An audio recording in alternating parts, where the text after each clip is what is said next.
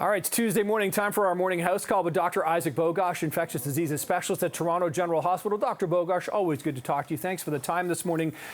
We, of course, know that West Nile virus is here in southern Ontario, GTHA, but now we're getting reports of human cases and warnings from public health officials. So is this a typical West Nile season, or are there any differences from what we've seen in the past right now?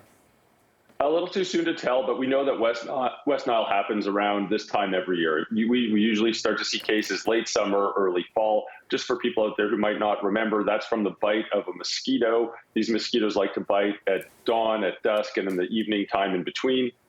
And the vast majority of people with West Nile have either no symptoms or a very mild fever. It can rarely cause a very severe neurologic syndrome. Most of the time, it's just a fever, and it goes away, and people completely resolve and get back to normal in a couple of days. But yeah, I mean, certainly there have been mosquitoes that have been trapped, and there's mosquito surveillance all over Canada, and there's been mosquitoes that have been positive for West Nile, and now we're starting to see the first human cases of West Nile, just like clockwork around this time of year. Simple measures like long sleeve shirts and long pants and putting on some bug spray will help prevent this one. Just kind of quickly, I'm curious, does West Nile, like COVID, we've seen change and there's variants. Does West Nile change at all, or is it always kind of the same thing? Great question. It's always kind of the same thing. Now, like any other virus, there are some subtle changes. You absolutely can see it, but it doesn't mutate to the same degree or to the same extent as West Nile. The treatment for West Nile, with COVID, we think about vaccines and therapeutics. We don't have a vaccine for West Nile, and the therapeutics at this point in time are chicken soup or matzo ball soup, depending on your persuasion, and a bit of rest, and it'll get back to normal. And again, I think the vast majority of people have mild symptoms, but again, you don't want to get this. It can cause a fever and discomfort and headache. However, it rarely can cause a severe neurologic syndrome, and once in a while we see people in hospital around this time with that. Okay, good. I appreciate the clarification. Okay, so of course COVID-19 continues to make news, no longer a pandemic, but there are new variants emerging. We've been discussing those.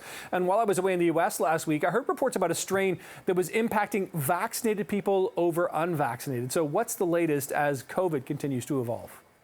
Yeah, I'm not entirely clear what that actually means. And I think it's just important to remember that the vaccines that we have for COVID are really good in protecting people from severe manifestations of infection. That's what they do. Now, they'll reduce your risk of infection to a much smaller extent than before and for a lower time period than before, but it still does it to some extent, just not to the same extent that we saw before. But the real heavy lifting is preventing severe manifestations of infection.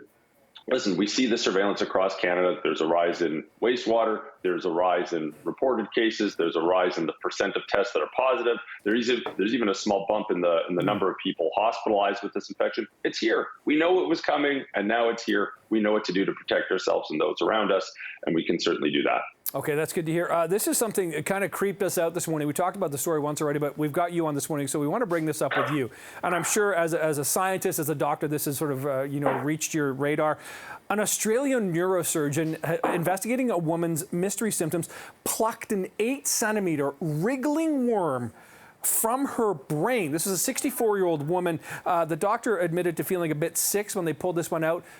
I just want your take on this, because this is just such a crazy, freaky story. Oh, yeah.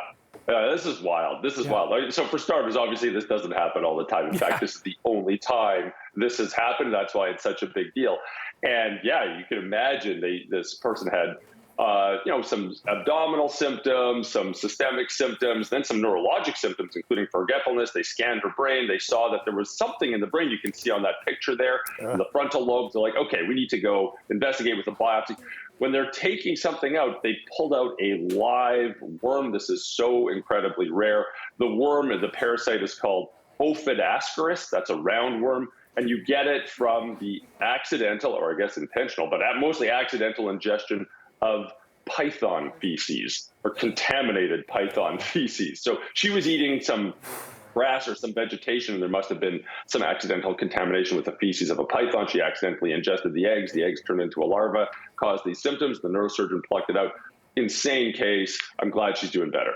Yeah, no kidding. Absolutely. Listen, I appreciate the breakdown. As much as that's kind of a horrific story to discuss, it really is fascinating to hear that. Dr. Bogosh, thanks for the time. Have a great week. We'll talk next week.